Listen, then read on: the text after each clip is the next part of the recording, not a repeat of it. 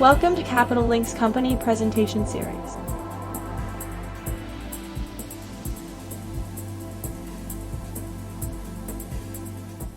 I am Nicos Rescos of Capital Link, and I would like to welcome you all to Capital Link's corporate presentation series. We are delighted to have with us today the management of Star Bulk Carriers, who is going to make a presentation on their development, strategy, and sector outlook.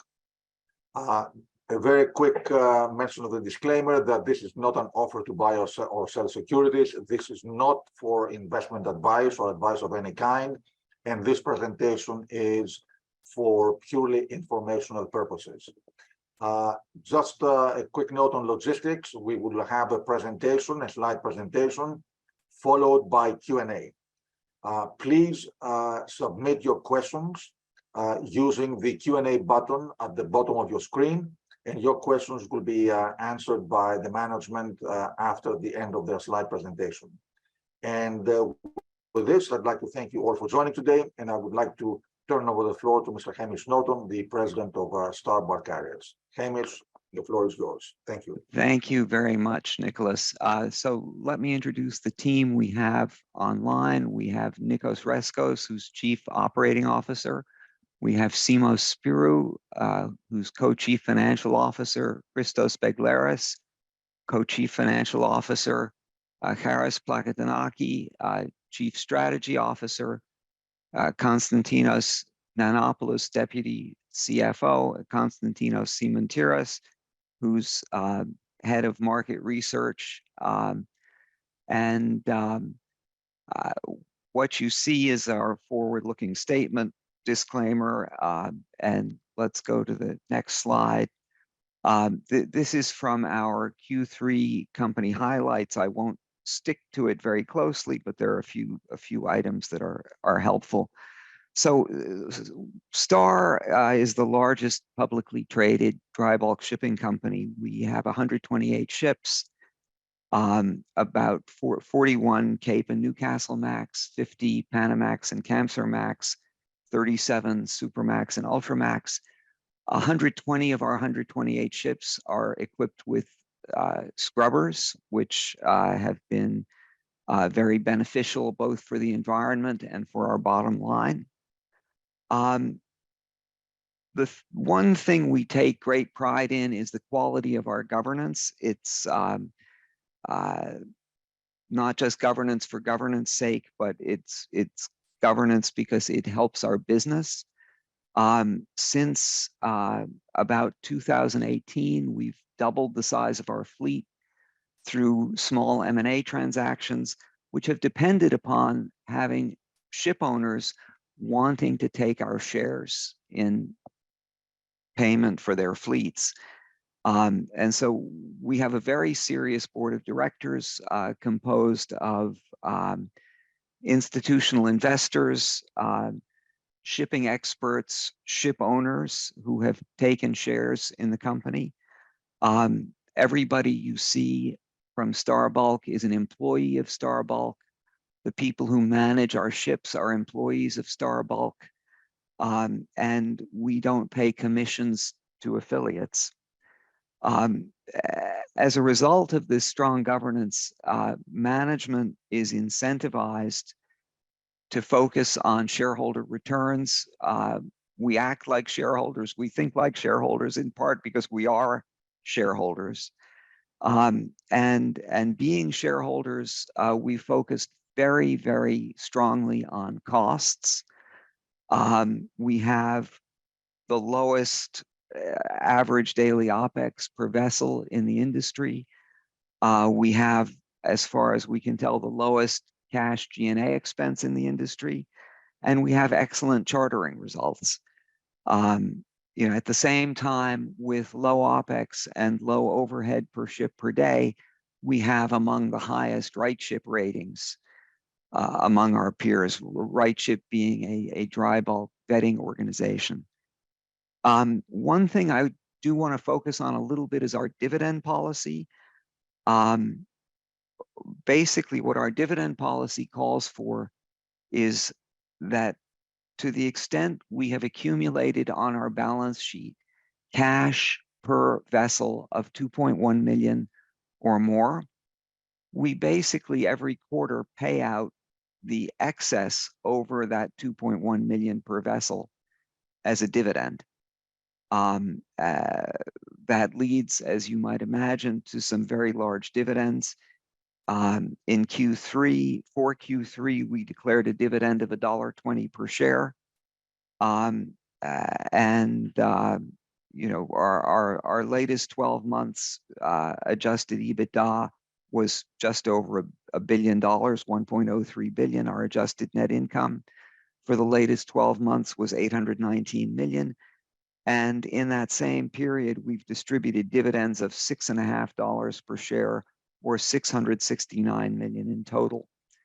And just for reference, our OPEX for the third quarter was $4,769 per ship per day, and our average cash G&A per vessel was $950 per ship per day.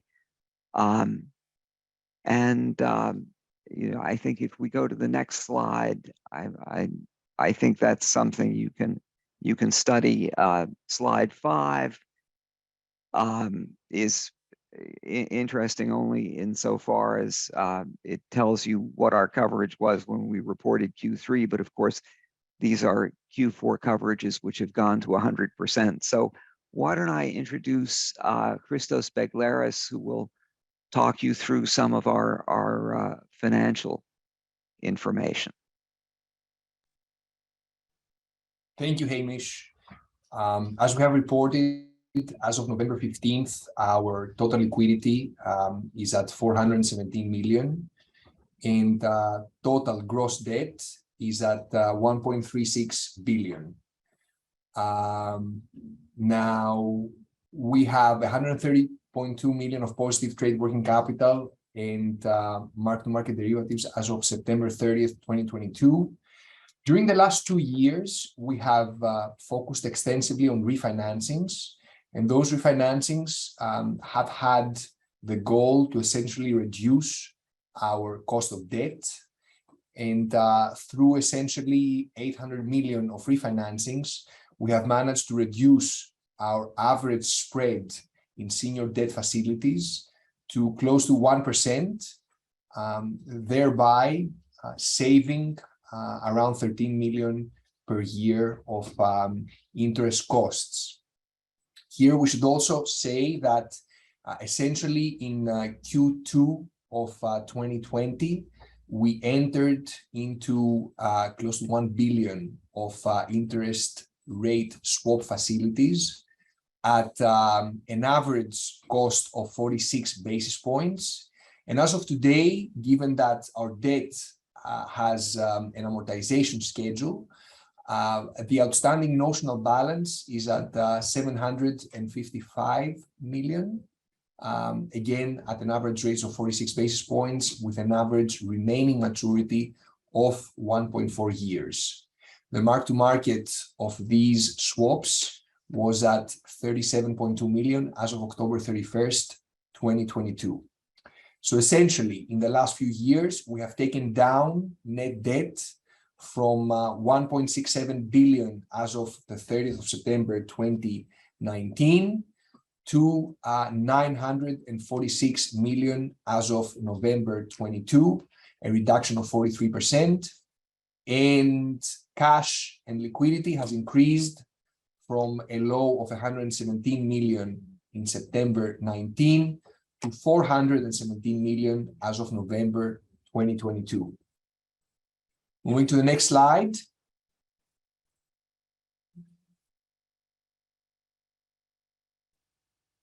Our COO, Nicos Rescos, may want to go through the bunker benefit analysis, as well as potentially talk about OPEX, which are the next 2 slides. Thank you, Christos. The fleet of SBLK is fully scrubber fitted. We only have a few older ships that are not scrubber fitted. As of June 11th, 2022, we have repaid in full the scrubber investment, including the off-hire cost of $250 million. And since then, we're basically generating free cash for the benefit of the company. We are ending the year probably around the $300 mark realized scrubber differential, high five differential. You see here as of Q3 was at 311. And we typically consume about 700,000 tons of HSFO per year, always subject to the speed that the fleet will operate in the industry. What we also have here is a small sensitivity analysis of what is the benefit, the scrubber benefit for the company on different high five spread levels. We are currently hovering around $200 per ton. We do the majority of our bunkering, more than 60%, in Singapore, which is representative of the figures you see here on the $200 mark. And we have a full utilization of the scrubber systems on board with minimum off-hire time. We believe that due to the continued energy crisis and the difference in cracks and the demand for HSFO, we believe that the high five differential will be sustainable throughout 2023. And typically through the employment strategy we follow on the fleet, we capture more than 95% of the differential. Some high-level figures on our operating costs. As of Q3, we have reported $4,769 per vessel per day. As Hamish mentioned, this is still the leading management team in terms of operational costs for the particular segment, which is dry bulk. Our net G&A for Q3 was at $950 per day. And importantly, together with low costs, we still attain the highest ranking on RightShip rating. This has been consistent throughout the past 3 years, ranging between number 1 or 2 or 3 out of the 70 largest dry bulk companies and out of the 5 peers that we compare ourselves with.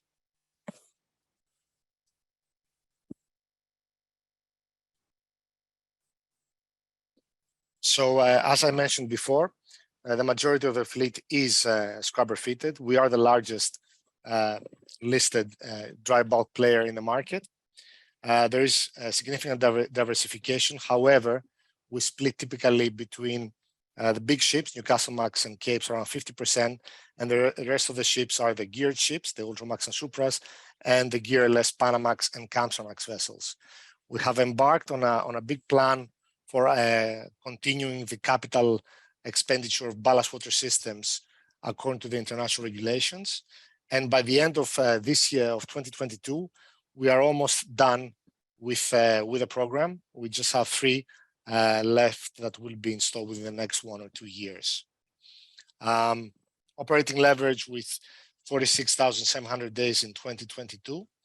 And on the bottom part of the page, you can also see how is our CapEx evolving between the end of 2022 and throughout 2023. We have basically incurred the majority of our CapEx on ballast water and energy saving devices already. Yeah. And I guess Charis, maybe you want to talk a little bit about our ESG efforts. Of course, thank you, Hamish. Yeah. So within the scope of our ESG strategy, we are committed to reporting transparently on our ESG performance, while overall contributing to the industry's efforts towards a transition to a sustainable net zero future.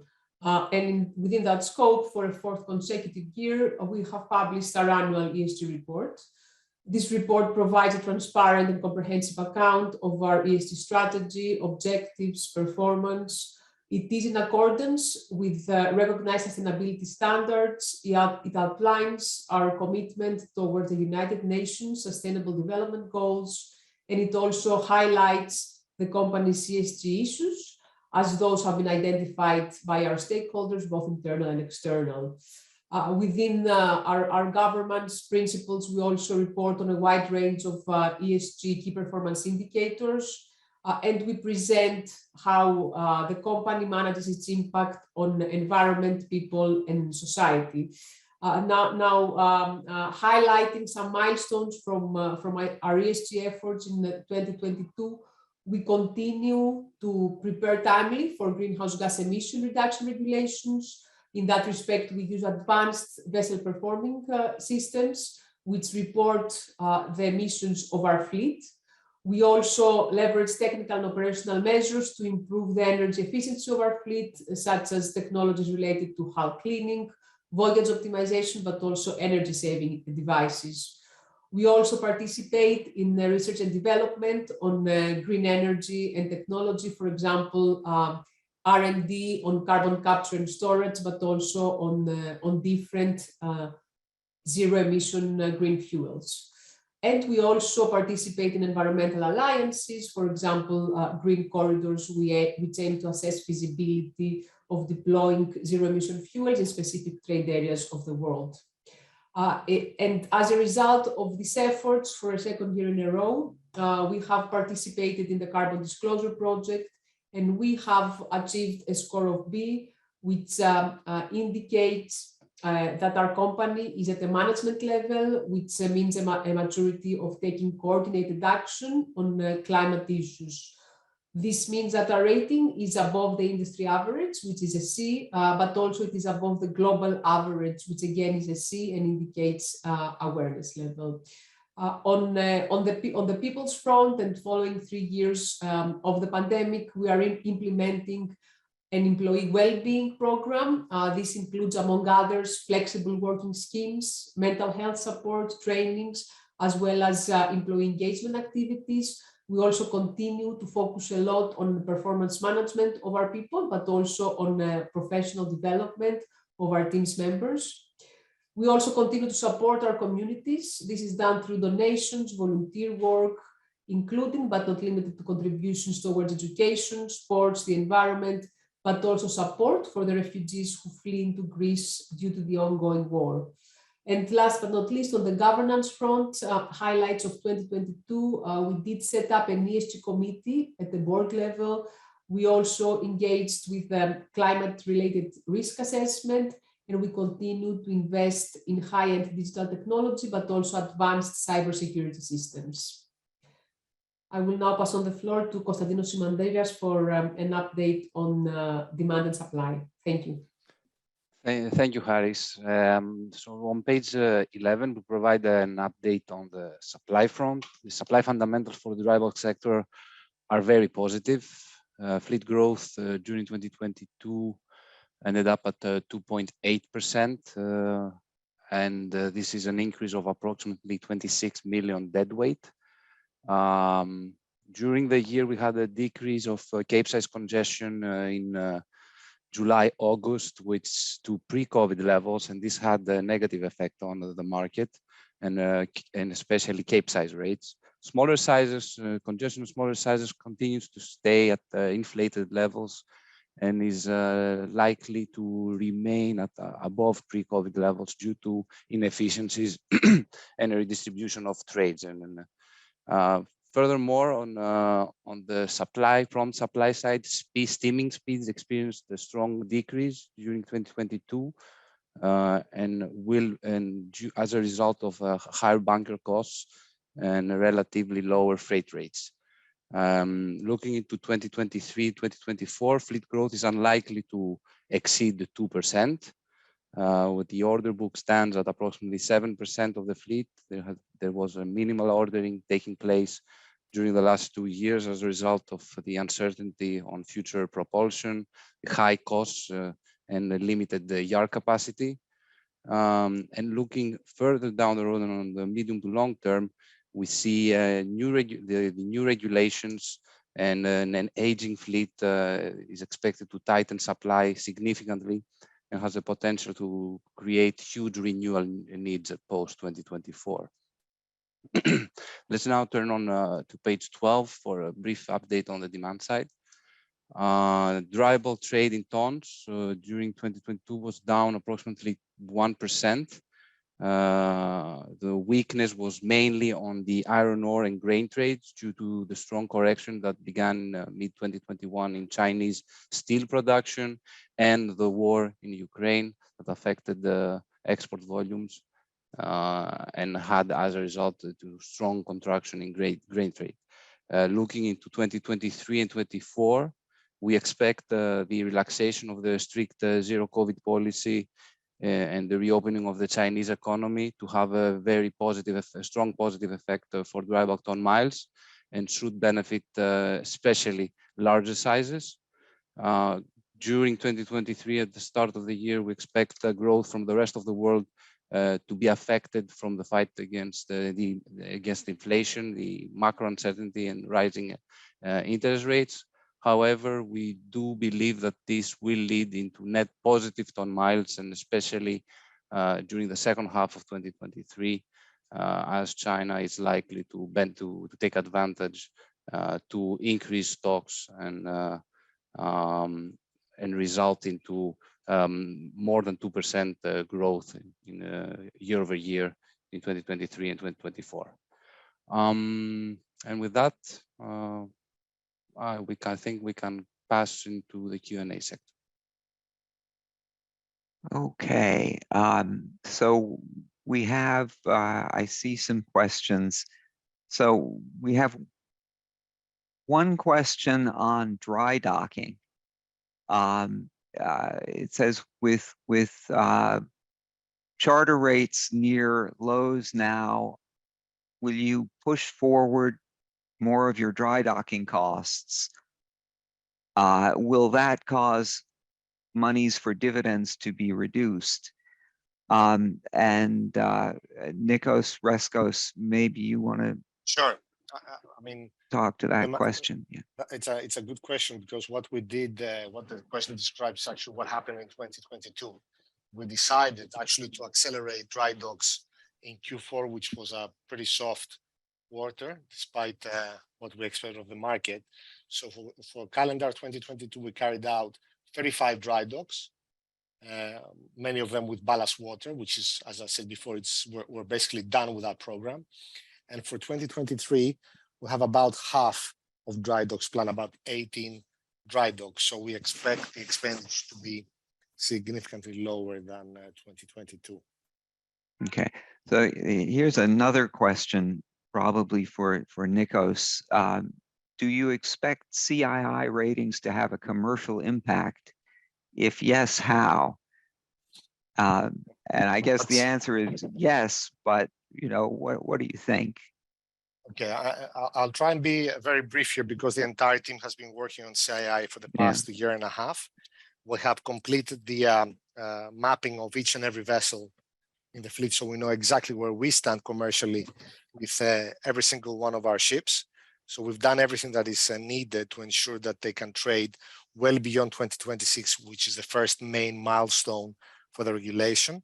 To the specific question, we don't think it's going to have an impact today, because there is a pretty serious issue with the clause that is being suggested to be incorporated in charter parties. So we think there will be some changes to the formula calculation, because some parts of it do not make sense as to the practical use of vessels when you get penalized if your ships are actually laden rather than being in ballast. So I'm not going to dwell on what the formula is. We think it's going to have an impact if you prepare, and that's what we're doing, is you're going to be able to deal with it as the limits continue to increase over the next years. But we think it's practically possible, even before new technology hits in, or carbon capture, as Ms. Plakantonakis mentioned before, or new fuels that can make the existing vessels trade well beyond 2026. Okay, and then we have a question, longer term, how do you intend to renew your fleet? Orders, vessel acquisitions, corporate acquisitions? Maybe I can take that. Right at this moment, we don't see that it's the right time to renew the fleet. We think new buildings are relatively expensive and also don't offer the technology that we would want, you know, for the environment of decarbonization that's going to be more and more important as time goes on. But soon enough, we will have to renew the fleet, and we can do that through ordering or corporate acquisitions, and we would intend to finance that with equity and some debt. But we think it's important that we get the right technology and the right pricing. Current BSI stands below 9,000, the lowest over the last 2 years. Do you think the market will recover after the Chinese New Year? Constantinos, Yeah. Simantiras. Yeah, indeed, the Supramax market is extremely weak. It's definitely the weakest sector in the dry bulk industry right now, and especially in the Pacific. In the Atlantic, the market is slightly better than these average levels that were mentioned. We do believe that there will be a recovery after the Chinese New Year in the Supramaxes and the gear trades. Dry bulk is extremely seasonal, and during the first quarter, and especially during February, this is the weakest spot of demand seasonality, and especially on the smaller sizes. The demand starts to go through its seasonal downturn. It begins around November and bottoms out by February. This year, the Chinese New Year is at the end of January, so we do expect that demand is going to increase as we enter the Latin America grain season, and we have a recovery of minor bulk trades and minor bulk consumption. So we do expect the smaller sizes to recover first over the next two months.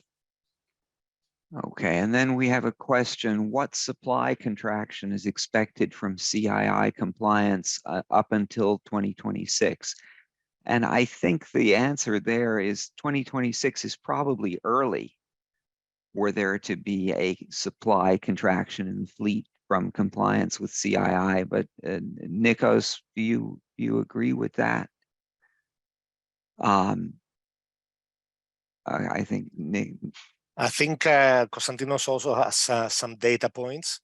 We feel that until 2026, we will probably see the older, less efficient vessels that were built in the early 2010, 2012. The ships that have mechanical engines and very poor hull forms, that whatever you do to them, whether it's fitting an energy-saving device or putting silicone paint, will not solve the issue, and the only solution is to trade at a significantly lower speed that becomes commercially unattractive. So we believe that assuming there is some balance found to the formula, and there is a widespread acceptance of the clause for trading, then we're going to see a big number of these older Supras and Capes go. But Constantinos, maybe you want to add a couple of comments here. No, I think, Nico, I agree with your comments. It's going to be a speed cap. Some vessels are already slow steaming, so this is likely to lead into whenever the market increases substantially and demands speeds to go up, these vessels won't be able to speed up and will have a cap, and it will affect especially Panamaxes. It will also affect the older VLOC fleet, so it will also benefit Capes indirectly. And this is likely to start in a couple of years from today. Yeah. And then we have a question: what is your view of share repurchases when the shares sell at a discount to NAV? And the answer is, if we can sell ships at a price which is significantly higher than the price at which we can effectively buy back shares, we will do that. But we don't intend to use cash from operations to buy back shares, because we want to defend the dividend. But we are in principle happy if we can sell ships at a big price and buy shares at a lower price. That in practice is usually hard to do, but we've done it and we will do it again if the opportunity should arise. And then here's probably another one for Nicos Rescos. How should we think about the portion of the fleet that could attain a D or an E CII rating in 2023? And I think that is probably referring to the whole dry bulk fleet. We have seen various studies on this particular question, primarily generated from classification societies. Well, as far as Star Bulk is concerned, we should strongly say that we have no vessels that will fall below a C or a D on CII, and more importantly, we'll be able to maintain it well beyond 2023. I think D rating and below for 2023 is probably relative as to how this will be implemented and supervised, meaning how each company will report its emissions. I think if we push this question forward to 24 and 25, I think we could see at least 15 to 20% of the dry bulk fleet being below a D rating. And again, I turn the question to Constantinos, who also follows the data very closely.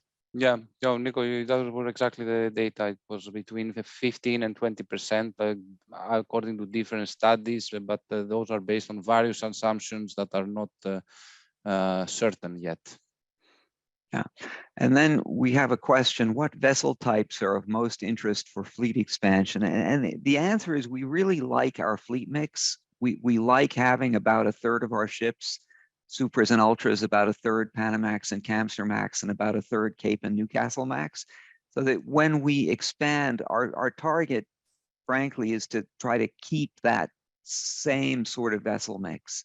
Obviously, on an acquisition by acquisition basis, we can't do that, but on average over a period of time, that's what we would want to do. And then any consideration in a hostile takeover if you can buy vessels at below NAV. And the answer to that question is it's almost impossible to do a successful hostile takeover in the shipping industry because the board of directors of the target will always correctly say, you should give me net asset value and you should give it to me in cash. And it's very hard to overcome that objection. So, in theory, it's a great idea, but in practice, it just almost never works. And then I see a question for Constantinos Simantiras. What percentage of the dry bulk demand for iron ore and coal shipping is derived from China?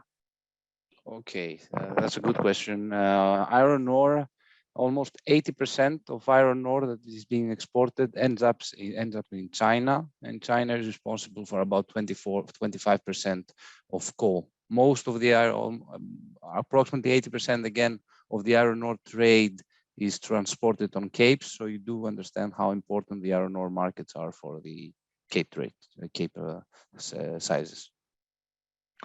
Okay, and then we have a question: will Star Bulk's cargo carrying capacity decrease to comply with CII? And I think that's a Nicos Rescos question. Sure. The answer is no. What we're doing is we're making sure that we can trade the entire fleet well above the present operating speeds of the fleet, which means that we do not only comply with CII, but even if the dry bulk market's average speed increased, we would still comply. We're making sure that we're taking all the measures on the fleet that we can actually achieve that. And let's see, Nanopoulos, I think you have a few questions.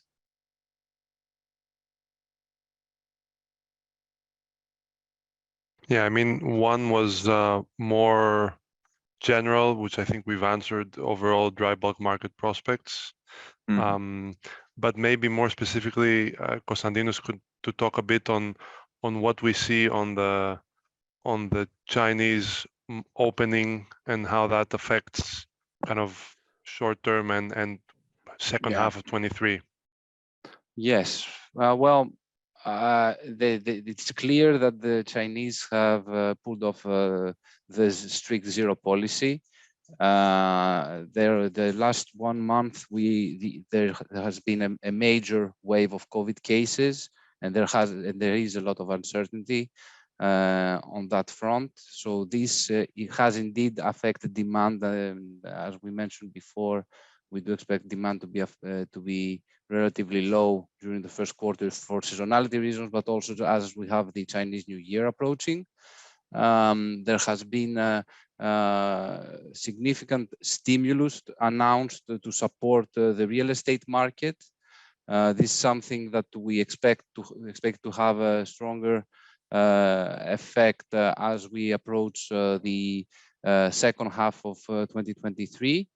It's worth noting, though, that since mid-November, Chinese imports have experienced a major rebound, and we are definitely at the early stages of the demand recovery. China in mid-2021 went through a major slowdown. I mean, especially on the crude steel industry, their production was down 10%, which is an enormous amount. And during the last 2 years, they've mentioned that they've postponed the cap on steel emissions from 2025 to 2030 and for building materials. In our view, this is an indication that steel production has not peaked yet, and this provides a significant upside over the next years and a very strong demand case for the dry bulk industry. And now I see another question for Constantinos Simantiras. How are average trip lengths changing? And I suppose that could apply either to Star Bulk or to the fleet as a whole. Yeah, well, this 2022 was a very mixed year because there have been many inefficiencies and one-off events. At the start of the year, we had the Indonesia export ban, then the war in Ukraine. However, there have been supply shortages on the export front that had a negative effect on demand.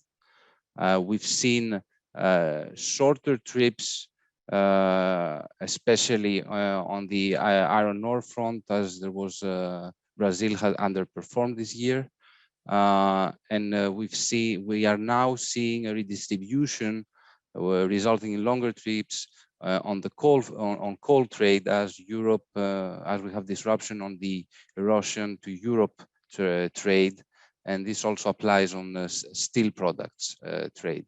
At the same time, there is being a strong expansion of exports of bauxite from Guinea with a strong positive effect. But because of the war in 2022, we had such a major loss of grain trade, which is very, it's one of the cargoes that produces the highest ton miles. So the distances during 2022 were mixed depending on the site, but net negative. Going forward, we do expect that this will be one of the factors that will benefit the market because we expect that the Chinese imports are much more ton mile intensive. Okay, so and another question has come in. It says the first quarter of the year is usually the lowest quarter due to Chinese New Year, but will this year be different as China reopens, or will China not reopen in time? Well, the reality is that first quarter of every year is the lowest quarter, and especially in February, not only due to China. It's also because of seasonality on the export side. I mean, Brazil exports of iron ore go down by almost 20% between December and February. Then you have disruptions on coal exports in Australia and Indonesia affecting January, February. And we are also in between grain seasons. So especially this year, we had a relatively weak US grain season.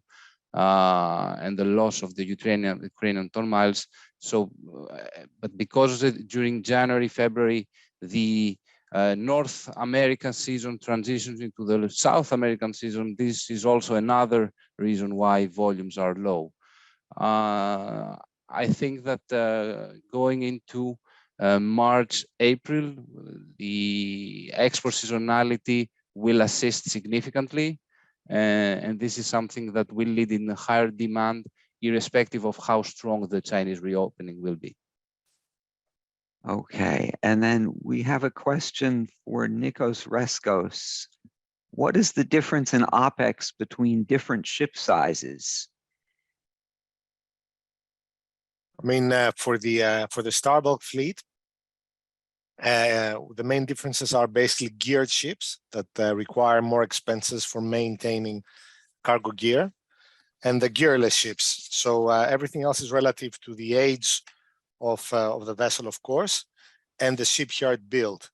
So if we're gonna say that let's say the average age of the Star Bulk fleet is around 9.7 years, and we have Supramax, Ultras, Kamsars, Capes, and Nukes, I would say that the range is between, at least for Q3 2022, is between 4,000 and 4,300, 4,600. That's how I would split the three groups in general. And so, in fact, a small ship, a Supramax, can cost more to run than a Cape. Right, especially if it's geared, correct. Yeah. And so now I think probably this is likely to be the last question we're going to have time to answer, but for Constantinos Simantiras, this is looking at your crystal ball. We have, I guess, two questions. Can you speak about spot versus time charter rates for the various vessel types?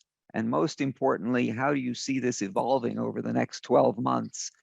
And together with that, what is the single biggest risk for the sector in 2023? Okay, so both on the first question on the spot versus time charter, I think that the last 2 years where there have been limited chances to charter out the fleet on long-term time charters without having to expect a major discount, as the forward curve has always traded at a steep backwardation. Rates right now are very low. Spot rates have corrected substantially compared to 7 months ago. However, we do believe that the FFA curve is a good representation of the trends that are coming. We do expect a strong recovery and above FFA rates during Q2 and Q3, especially on the smaller sizes. And as the year progresses, we do believe that the Capes will strengthen and overperform smaller sizes, and especially compared to 2022. And this will be as Brazilian ton miles come back into seasonality during the second quarter.